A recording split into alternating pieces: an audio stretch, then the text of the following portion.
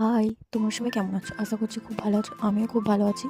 তো দেখো, বড়মশাই আজকে খুব মোমো খেতে ইচ্ছে করছে। দেখো, এখানে আমি 700 গ্রাম চিকেন ভালো করে ধুয়ে পেস্ট করে পেঁয়াজ কুচি, আদা কুচি, রসুন কুচি, কাঁচা লঙ্কা কুচি, গোলমরিচের গুঁড়ো, সয়া সস, পরিমাণ মতো নুন দিয়ে ভালো করে মেখে রেখেছিলাম 10 মিনিট। আর এখানে দেখো আমার বড়মশাই আমাকে একটু হেল্প করছে।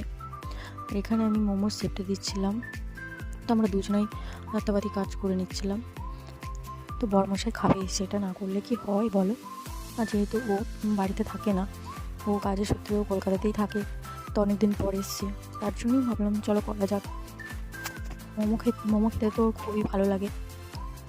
ও যখনই বাড়ি আসে তখনই বলবে যে মোমো বানাও, মোমো বানাও। তো দেখো মোমোটা আমি কীভাবে করছি। আমি বেশিরভাগ এরকমভাবেই শেপটা দিই, আমার এটা খুব ভালো লাগে।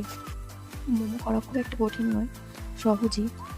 তো এরকম করে করলে তোমরা খুব তাড়াতাড়ি করতে পারবে। দেখো আমার মোমোর ডিজাইনটা হয়ে গেছে, তোমরা এবার দেখে নাও। এই দেখো, এটাকে আমি এবার স্টিমে বসাবো। তো দেখো, এর জন্য একটা ফুটো থালা বা ডেস্কি হলেই হবে। দেখো আমি এখন ঢাকা দিয়ে দেবো। এটা ঢাকা দেওয়ার পর 10 মিনিট পর আমি খুলেছিলাম। তো দেখো হয়ে গেছে মোমোটা। তো এবার তোমরা একটু চাটনি দিয়েও খেতে পারো, ঠিক আছে? আমরা এখানে বানিয়েছিলাম গ্রেভি মোমো। তো ও গ্রেভি মোমোটা ভালোবাসে, তার জন্য গ্রেভি মোমো বানিয়েছিলাম। তো গ্রেভি মোমোটা যদি তোমরা দেখতে চাও কীভাবে বানিয়েছিলাম, তাহলে আমাকে কমেন্টে জানাবে, আমি পরের ভিডিওতে দেখাবো, ঠিক আছে? তো দেখো আজকের মতো এখানেই টাটা, আবার দেখা হচ্ছে পরের ভিডিওতে।